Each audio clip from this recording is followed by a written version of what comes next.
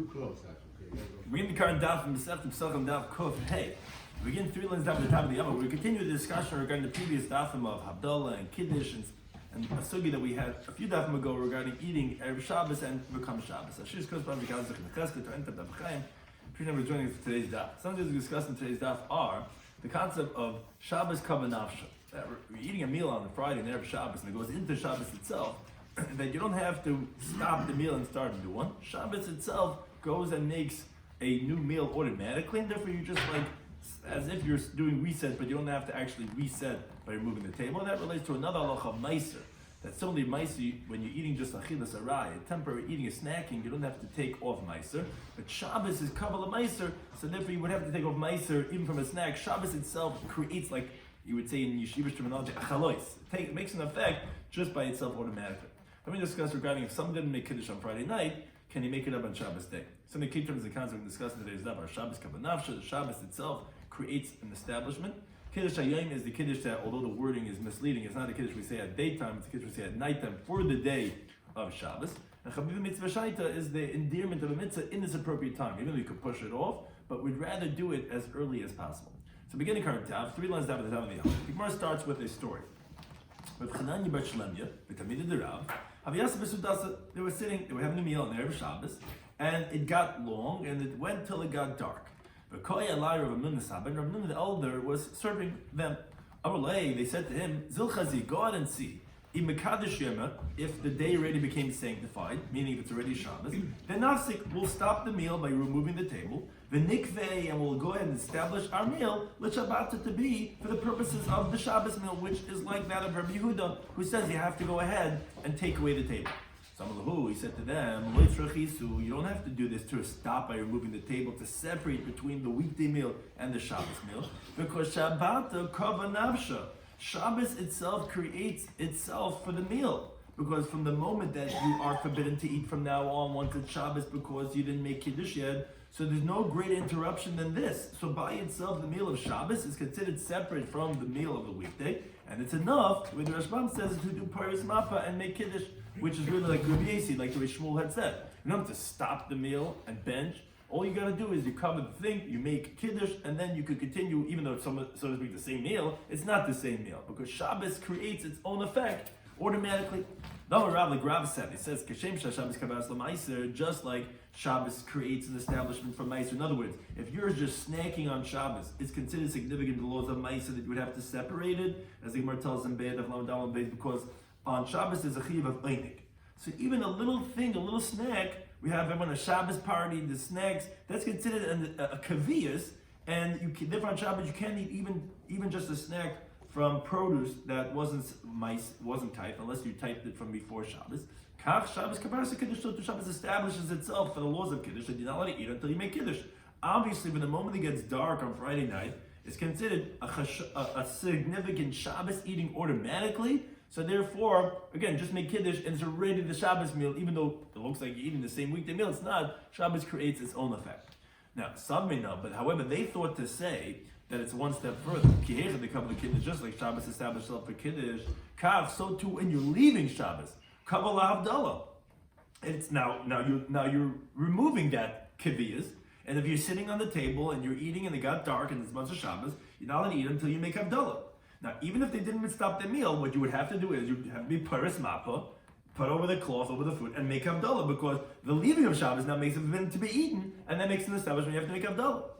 However, said to them that no, it's not the case. Rab said like this: Lekiddush kavas, for sanctifying it, it creates an establishment. But loyal havdah kavas, it does not establish it for the obligation to separate. In other words, once you started your meal from before the end of Shabbos, so actually that's the covenant of Shabbos, that you should conclude your suda even after it gets dark, and after you finish your meal, then you make havdalah. Now, however, the Gemara qualifies this important halacha regarding for what do we say that you don't have to make havdalah yet. When we say that Havdalah is not established the moment Shabbos ends, that's in your mifsik. That's to stop your meal. That the lemma of sekina, you don't have to stop your meal.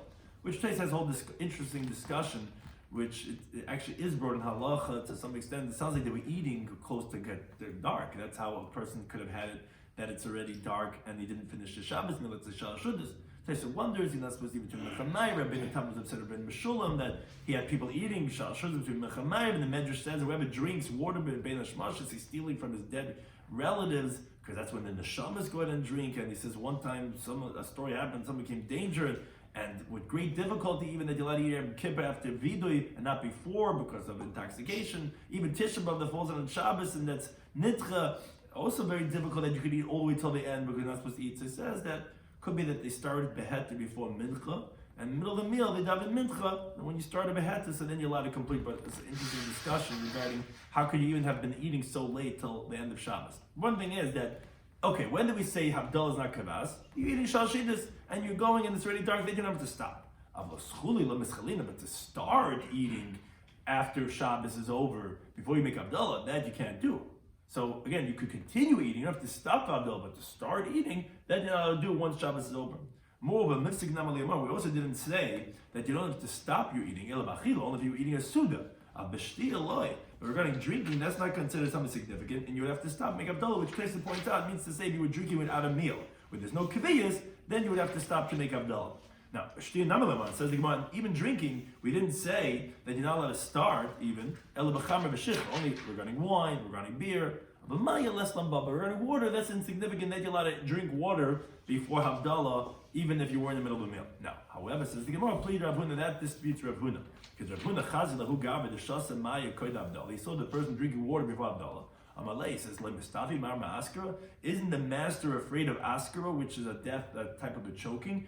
We learned the name of Rabbi Kiva. Whoever tastes anything before he makes Havdalah, misasi ba'askara, his death is with askara. So this opinion held that it's anything, even water. And then we have machlekes, you're allowed to even drink water before that of Havdalah.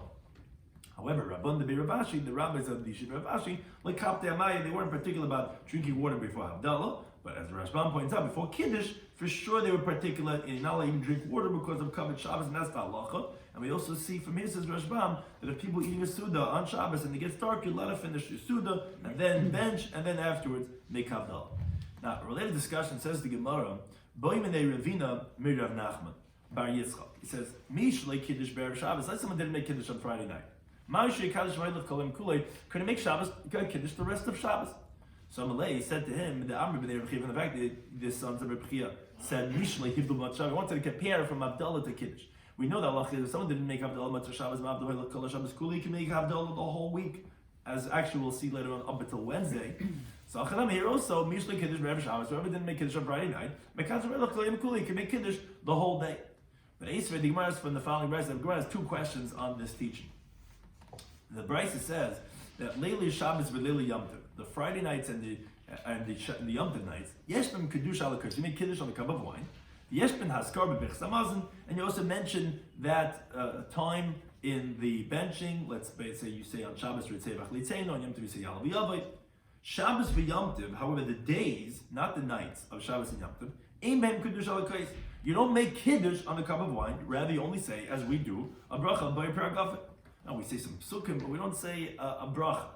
The Yeshben has kar, but you also mention Ritzei and Yalav Yavai during the daytime meals. Now, says the Gemara, if you would entertain to say like the halacha of the sons of Rebbe Chiya, that Mishlei Kiddush B'Erev Shabbos, whoever did not make Kiddush on Friday night, Mekadsh V'Halakol Im Kula, he can make Kiddush the whole day. What do you mean? Shabbos v'Yom Tov Nami Mishkachas Lahud the Yeshben Kiddush Ala Kais.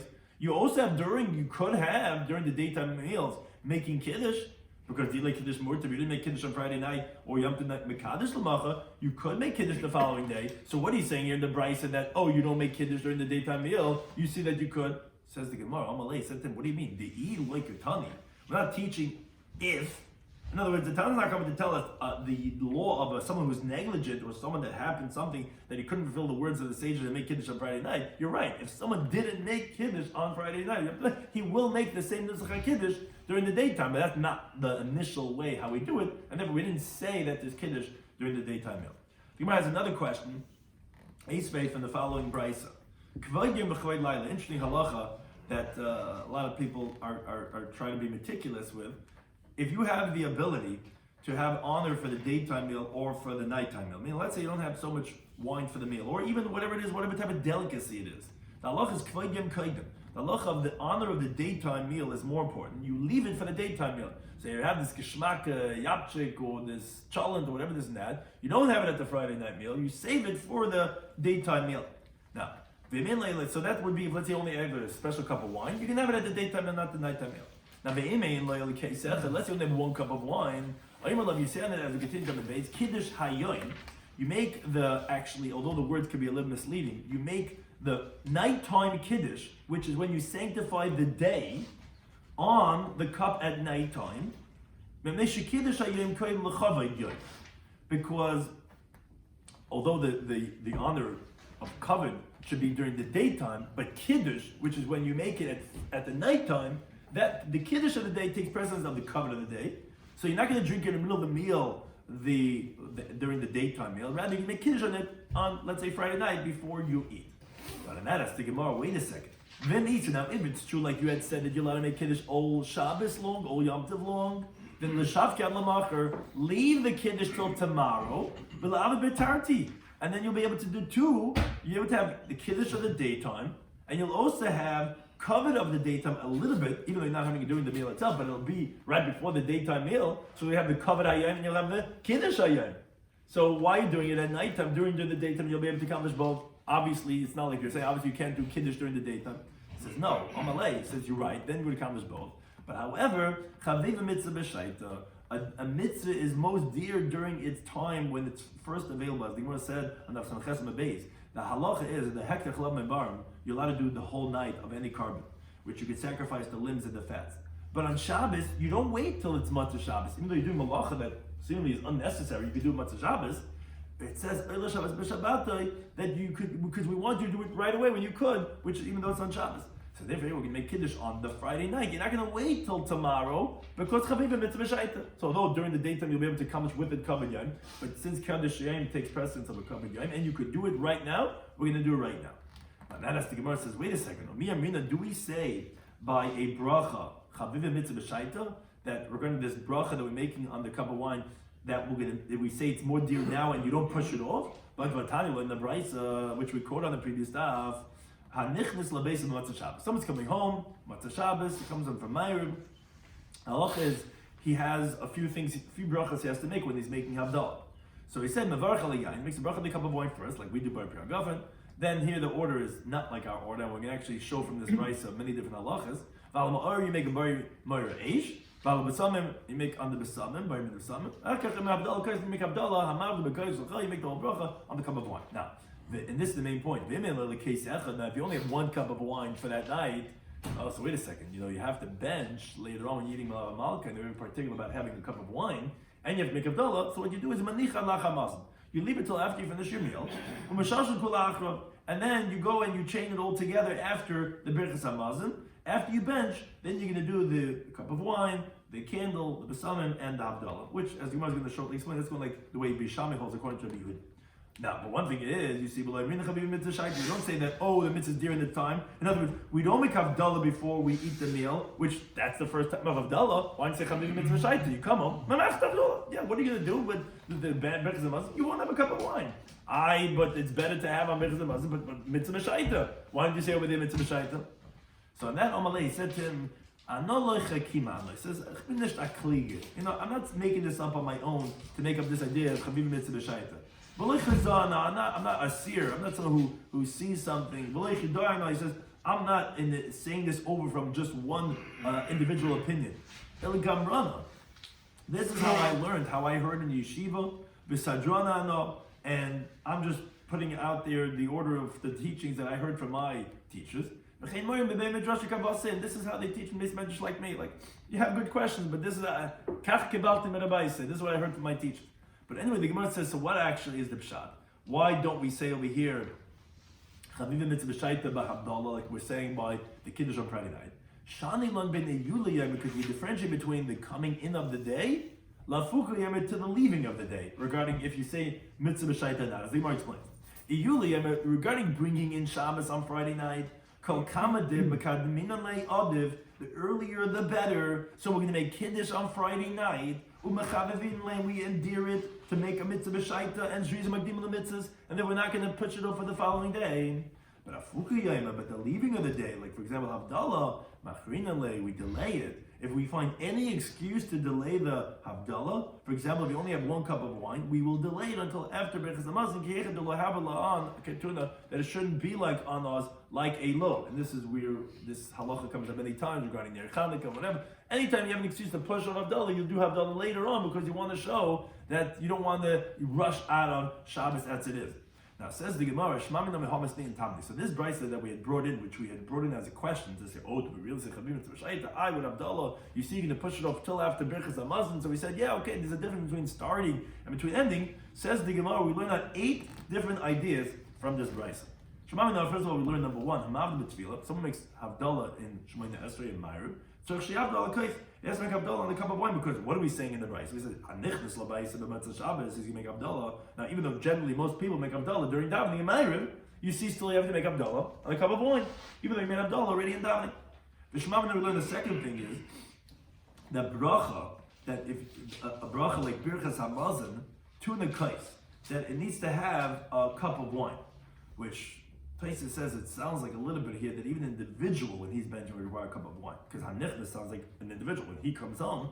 And so the Gemara later on, Kaf Yud when we talk about the Daled cases, we say the 3rd cup by the Seder night you make Birchas Hamazon. And the Gemara says, so we see the Birchas Hamazon to the kais. Now the Daled case was made even for an individual.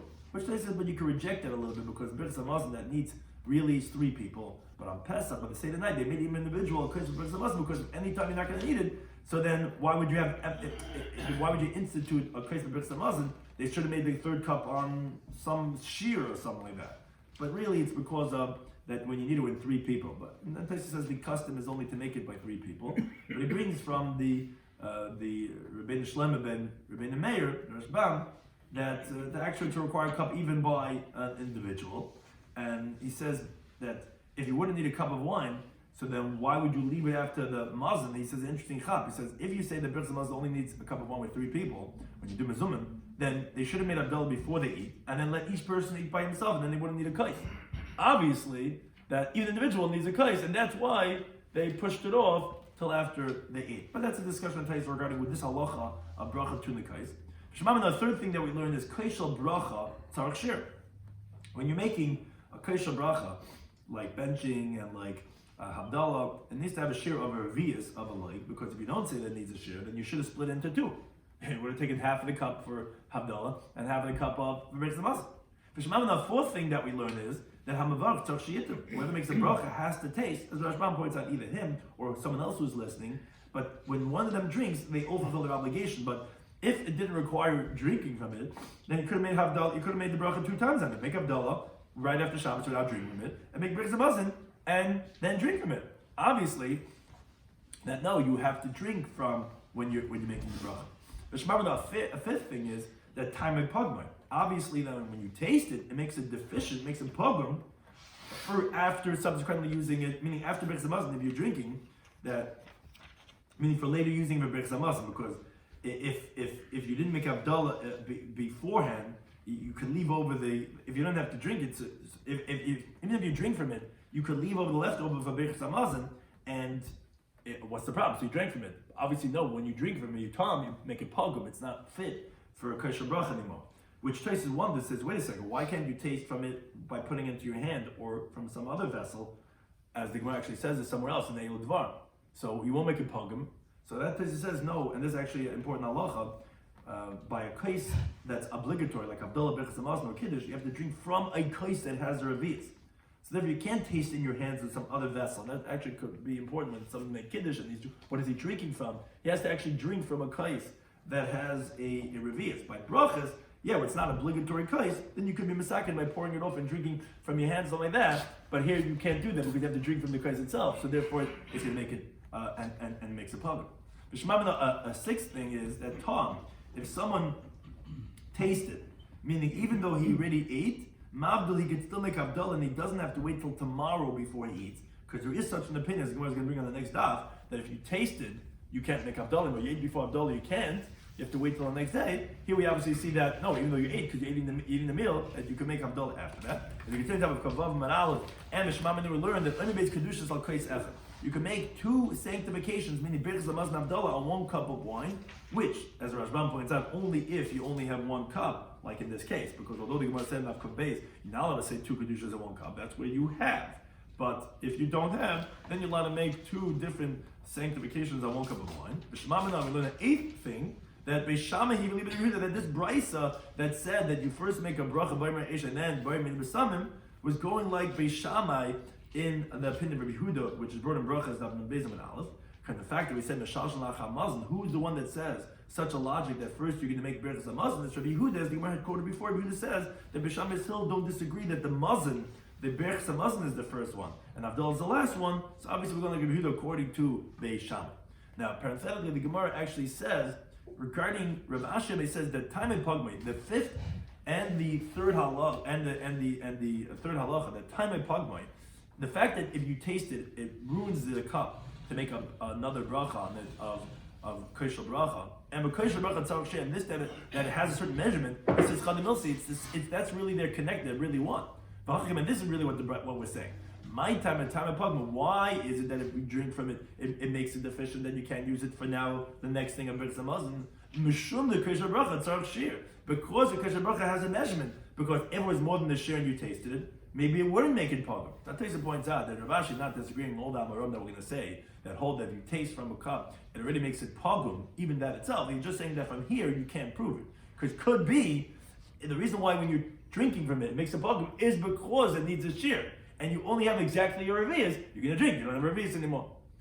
But you wouldn't be able to prove from here that just drinking makes it pagum. Yeah, here drinking makes it pagum because it has a shear. Now you're going to have less than the shear. Now, Lamaisa, regarding the halacha of pagum, so the Gemara actually says that Rabbi Yaakov Bar Idi kapad achatzba pekime. He was particular about a pitcher that was pagum, meaning if someone drank from it, that he wouldn't want to use that for a kosher bracha. Rabbi Idi Bar Shisha kapad akasa pekime. He was particular only regarding a cup that was pagum. So he wouldn't use it for kiddush, Havdalah, Birchas Hamazon, or any bracha that was instituted to be made on a cup of wine, that you shouldn't make a bracha on a kais pagum. But of course, as Rashbam, if you want to drink wine, of course you have to make a bar gavin. You don't have enough in this world without making a bracha. But again, if you only have yain pagum, you would make kiddush, because the word cup, it sounds like likatchila.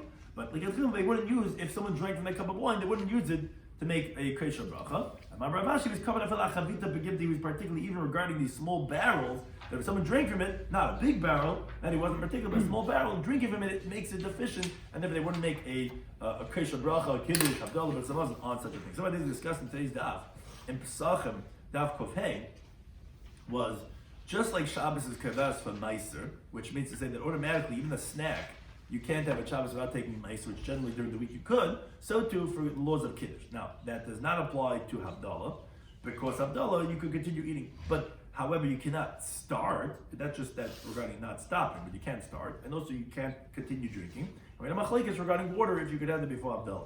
Said if someone did not make kiddush on Erev Shabbos, he continued making kiddush the whole day. Havdalah he can make up until Wednesday, as we'll see actually in the next daf.